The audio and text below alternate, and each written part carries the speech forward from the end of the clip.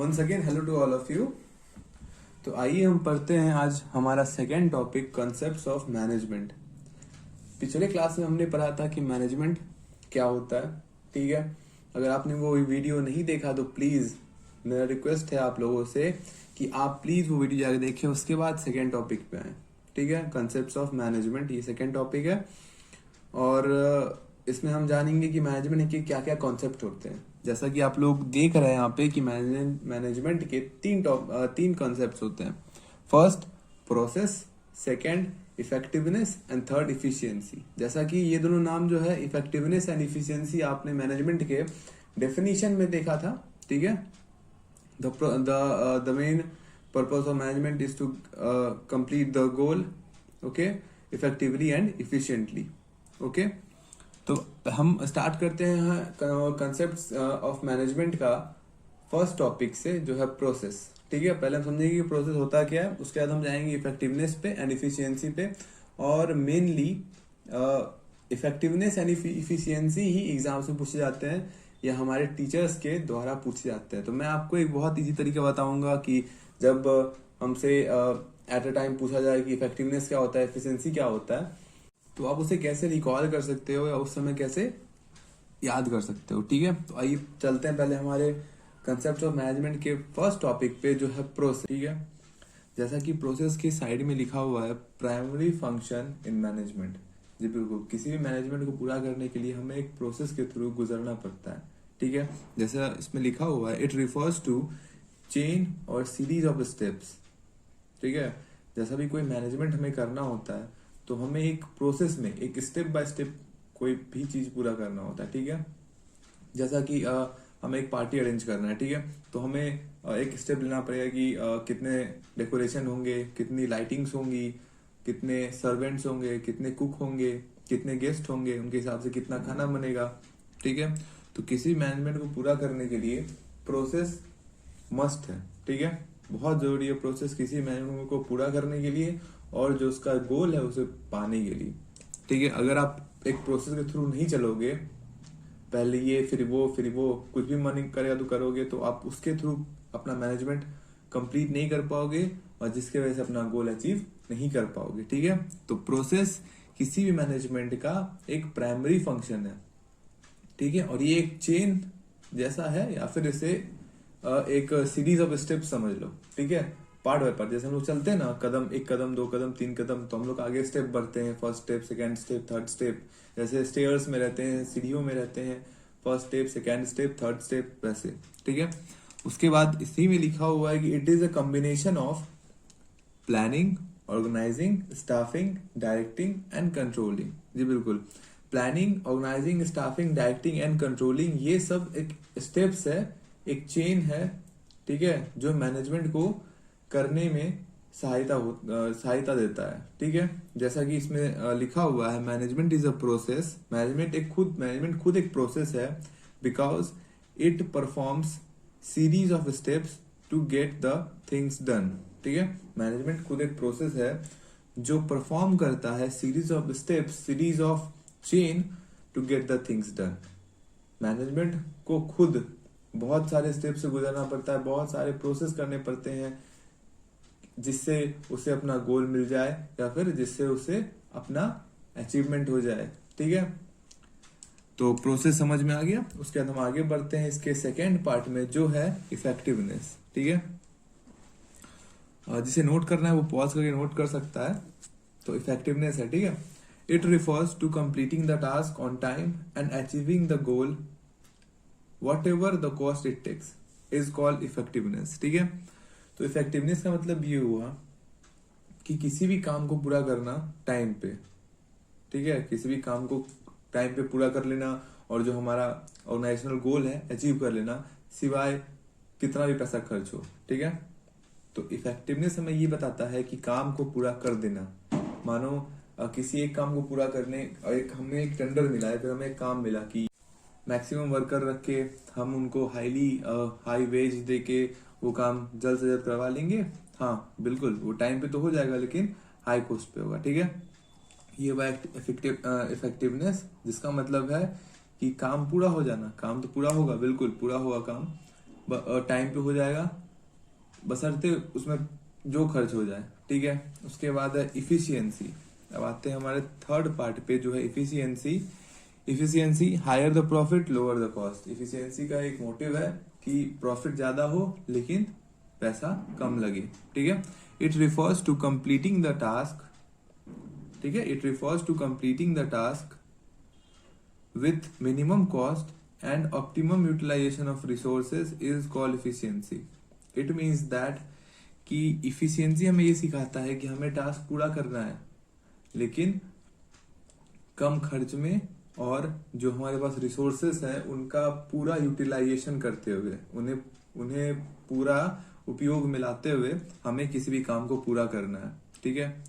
तो इसका एक मोटिव होता है कि it focus on higher benefit by using less resources. इसका ये बेनिफिट है कि हमें कम से कम खर्च करना है, हमें कम से कम रिसोर्सेस को यूज करना है और कम से कम वेस्टेज करना है जिससे हमारा काम पूरा हो जाए, ठीक है। तो इतना ही था इसमें कंसेप्ट ऑफ मैनेजमेंट में। पहला, प्रोसेस। कोई भी किसी भी मैनेजमेंट को पूरा करने के लिए उसे एक प्रोसेस के थ्रू गुजरना पड़ता है जिसके जिसके वजह से वो अपना गोल अचीव कर लेता है, या फिर उसका जो ऑर्गेनाइजेशन गोल है जिसके लिए वो मैनेजमेंट कर रहा है वो अचीव हो जाता है, ठीक है। तो प्रोसेस 5 तरीके से होते हैं। पहला, प्लानिंग, ऑर्गेनाइजिंग, स्टाफिंग, डायरेक्टिंग और कंट्रोलिंग। किसी मैनेजमेंट के ये 5 प्रोसेस हैं, ठीक।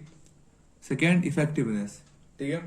इफेक्टिवनेस मतलब होता है कि completing the task on time and achieving the goal what ever the cost. मतलब काम कंप्लीट कर लेना टाइम पे और हमारा जो गोल है वो अचीव कर लेना, बशर्ते कितना ही पैसा लग जाए, कोई दिक्कत नहीं है। एफिशिएंसी मतलब होता है काम कंप्लीट कर लेना कम खर्च में, कम कॉस्ट में, ठीक है, कम कॉस्ट लगे, और यूटिलाइजेशन ऑफ रिसोर्सेज में कम से कम रिसोर्सेज यूज करना, वेस्टेज नहीं करना। ये फोकस करता है हायर द बेनिफिट और less using resources and less using the cost, ठीक है। अब इन्हें जो मेन है इफेक्टिवनेस एंड इफिशियंसी, मेन दिक्कत यहाँ आता है कि इन दोनों को हम कैसे याद करें, ठीक है। जब टीचर्स या फिर कहीं पे हमें जब पूछ दिया जाता है कि इफेक्टिवनेस या इफिशियंसी में क्या डिफरेंस है, या फिर दोनों को डिफाइन करो, तो उस टाइम में मेन जो दिक्कत है वो खड़ी हो जाती है कि कैसे याद रखें, क्या करें, ठीक है। तो मैं आपको एक बहुत ही तरीका बताऊंगा जिससे आप इफेक्टिवनेस एंड इफिशियंसी दोनों को याद कर सकते हो, ठीक। तो आइए, जैसा कि यहाँ है, ठीक है। पहला जो हमने याद किया, जो हमने देखा है, उससे पहले हम समझ लेते हैं कंसेप्ट्स ऑफ मैनेजमेंट, ठीक है। Concepts of management. पहला है प्रोसेस, दूसरा है इफेक्टिवनेस,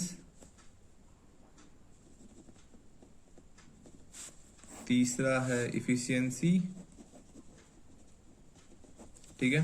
अब इन तीनों को याद रखने का तरीका, और मेन जो है इफेक्टिवनेस एंड इफिशियंसी को याद रखने का तरीका, बेसिकली प्रोसेस कहीं नहीं पूछा जाता है, कोई एग्जाम में नहीं पूछा जाता है, ठीक है। तो मेन आपको प्रोसेस का ही हो गया कि चेन और सीरीज ऑफ स्टेप्स, ठीक है। बस इतना ही, इसमें उतना कुछ नहीं है। इसमें क्या है कि simple completing the task on time, बस टास्क कंप्लीट करना टाइम पे। और इफिशियंसी का मतलब हो गया आपका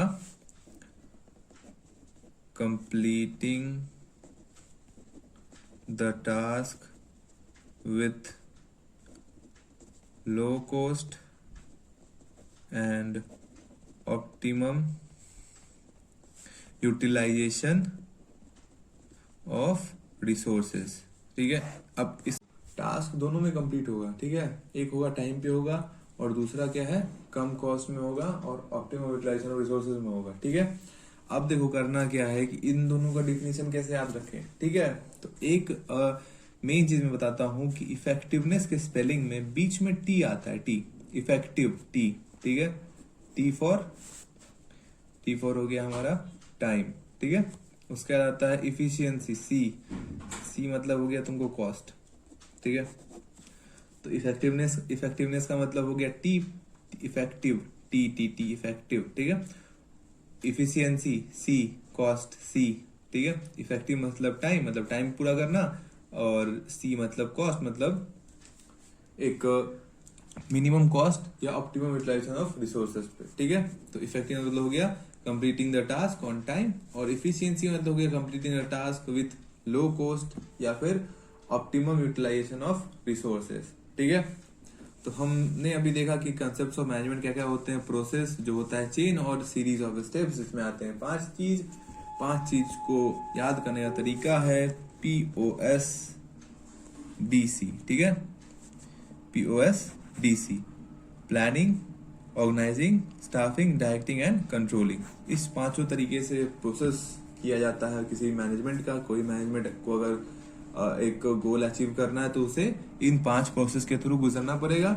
और सेकेंड है हमारा इफेक्टिवनेस, जिसमें जो है इफेक्टिव, टी याद रखना, टी फॉर टाइम, ठीक है, completing the task on time है। और थर्ड है हमारा इफिशियंसी, जो है सी मतलब cost, completing the task with low cost and minimum wastage of resources और ऑप्टिमम यूटिलाइजेशन ऑफ रिसोर्सेज, ठीक है। इसमें अगर 2-3 नंबर के क्वेश्चन में अगर याद है तो उसे लंबा चौड़ा मतलब बना सकते हो खुद से।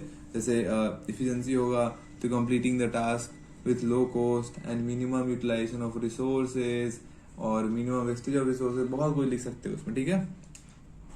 तो बस आज के लिए इतना ही। Thank you so much. आगे जाके इसे रिवाइज करो और कोशिश करो कि जो अब तक मैंने पढ़ाया है उसे एक नोटबुक में उतारने का, और इन सभी को एक बार रिकॉल करते रहो तो याद रहेंगे, वरना आज पढ़ा कल भूल जाओगे। Thank you so much.